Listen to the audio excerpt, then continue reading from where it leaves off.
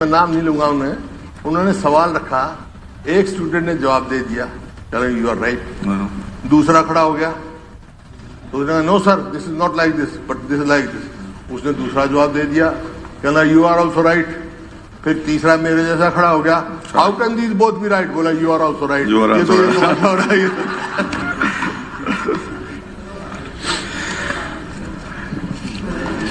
Sir,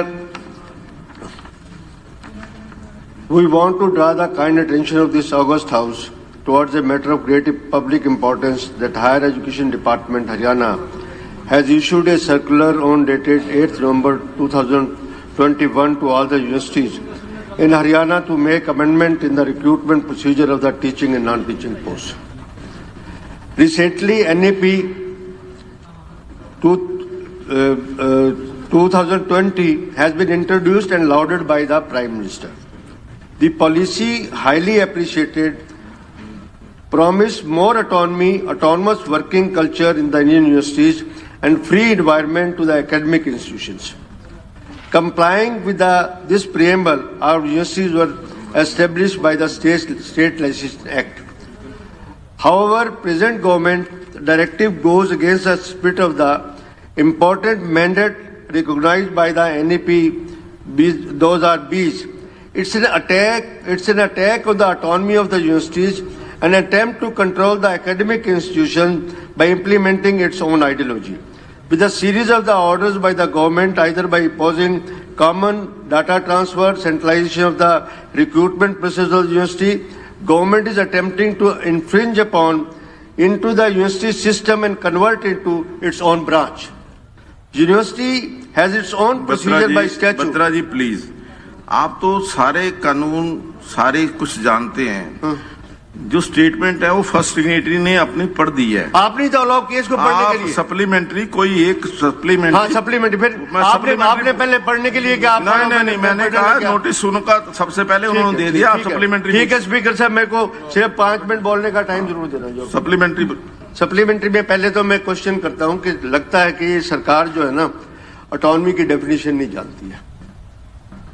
इससे आज मैं इस सदन के ऊपर उस बात के लिए कि सेंट्रल गवर्नमेंट और प्राइम मिनिस्टर क्या कहते हैं और स्टेट का चीफ मिनिस्टर इस हाउस के अंदर क्या पॉलिसी रख रहा है, आपके सामने मैं पढ़ूंगा इस बात के लिए। मेरे को परमिशन दी जाए इस बात के लिए, ज्यादा टाइम नहीं लूंगा। ये जो मैं वर्ड पढ़ रहा हूं, ये ऑनरेबल प्राइम मिनिस्टर ने 8 अगस्त 2020 को इस पॉलिसी को लाउड कर जब इनॉग्रेट किया, उन्होंने शब्द बोले थे और वो शब्द मैं सदन के सामने पढ़ रहा हूं। Honourable speaker, innovation and adaptation, जो वैल्यूज हम इस समाज में निर्मित करना चाहते हैं वो खुद हमारे देश की इंस्टीट्यूशन से शुरू होनी चाहिए और जिसका नेतृत्व आपके पास है। जब हम एजुकेशन और विशेष हायर एजुकेशन को एम्पावरमेंट सोसाइटी के निर्माता के रूप में खड़ा करना चाहते हैं तो इसके लिए हायर एजुकेशन को एम्पावर करना जरूरी है। और मैं जानता हूं कि जैसे ही इंस्टीट्यूट को एम्पावर करने की बात आती है उसमें साथ साथ एक शब्द चला आता है, वो शब्द आप भली भांति जानते हैं। वो शब्द क्या है? ऑटोनॉमी। ये प्राइम मिनिस्टर कह रहे हैं, प्राइम मिनिस्टर हिंदुस्तान का प्राइम मिनिस्टर ये कह रहे हैं, ऑटोनॉमी के बारे में कह रहे हैं। आप जानते हैं कि ऑटोनॉमी को लेकर हमारे यहाँ 2 तरह के मत देश में प्रवर्तमान हैं। एक कहता है कि सब कुछ सरकारी नियंत्रण में पूरी शक्ति के साथ चलना चाहिए। प्रश्न पूछिए। प्रश्न क्या? मैं प्राइम मिनिस्टर की वर्डिंग पढ़ रहा हूँ, आप मुझको वो भी पढ़ने नहीं देते। भाषण देने की जरूरत भाषण नहीं है। सप्लीमेंट्री पूछिए क्या पूछना चाहते हैं? Cruel act of the government. इसकी परिणाम क्या होंगे इसको आप समझ नहीं रहे किसी हालत में। ये यूनिवर्सिटीज को चलाने के लिए सरकार फंडिंग करती है, इसका मतलब है कि यूनिवर्सिटी की मालिक बन गई है। ये कोई पॉलिसी नहीं है। ऋषि मुनियों के टाइम में प्रिंसिपल्स होते हैं, सब कुछ पढ़ाया जाता है, कोई कंट्रोल नहीं होता सरकार का किसी के ऊपर जिसका कंट्रोल किया जा रहा है। ये मैं प्राइम मिनिस्टर की स्पीच को आपके सामने पढ़ रहा हूं, मेरे को अलाउ किया जाए। ये कहना कि सब कुछ सरकारी नियंत्रण में पूरी तरह शक्ति को चलाना चाहिए और दूसरा कहता है कि संस्थानों में बाय डिफॉल्ट ऑटोनॉमी मिलनी चाहिए।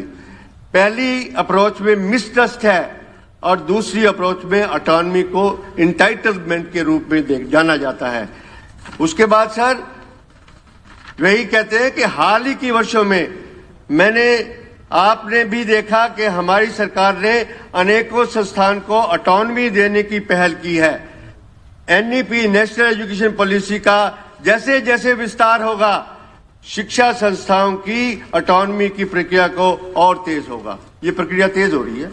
ये वाइस चांसलर की एक शो पीस बिठा के रखा जा रहा है। एचपीएससी के 2 मेंबर आएंगे, सब कुछ आएंगे। मैं एक बड़ा क्वेश्चन पूछना चाहता हूं, क्योंकि आप टाइम अलाउ नहीं कर रहे इस बात के लिए, कि इस लेटर के अंदर लिखा है कि रजिस्ट्रार की अपॉइंटमेंट होगी। कैन दिस लेटर रजिस्ट्रार की अपॉइंटमेंट हो सकती है क्या? किस प्रिंसिपल सेक्रेटरी ये चिट्ठी लिख सकता है कि नहीं सकता? रजिस्ट्रार की अपॉइंटमेंट ऑलरेडी एक्ट के अंदर होती है, ना कि स्टैट्यूट और रूल के अंदर होती है।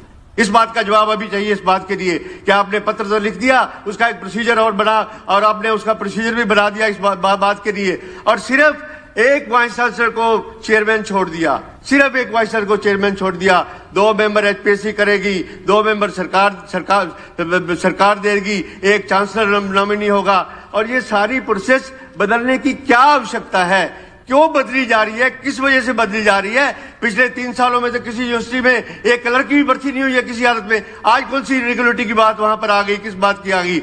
और जहां तक गवर्नर चांसलर जो है वो वाइस चांसलर अपॉइंट करता है, वहां पर आपने रजिस्ट्रार को अपॉइंट करने के लिए प्रोसीजर आया, वो एक्ट के अंदर आएगा। पहले इस विधानसभा के अंदर एक्ट लेके आइए, उस एक्ट पे हम यहाँ पर डिस्कशन होगा, सबको होगा, उसके बाद इस एजुकेशन की पॉलिसी की बात होगी। क्योंकि आप समय नहीं दे रहे, क्वेश्चन तो इस पॉलिसी के बारे में बहुत सारे हैं। और ये एक जो बनाया जा रहा है सर, आप इसमें, मैं अपने दिल से इस बात के लिए कह रहा हूं कि ये सरकार ये गलत कर रही है। सरकार को इस पर पुनर्विचार करना चाहिए। सिर्फ इसमें सिर्फ वाइस चांसलर और साथ में बाकी सारे सरकार का जो रिप्रेजेंटेटिव जाएंगे, जो सरकार कहेगी उसी पे ठप्पा लगा के आएंगे। और सबसे बड़ी बात, डीन को भगा दिया।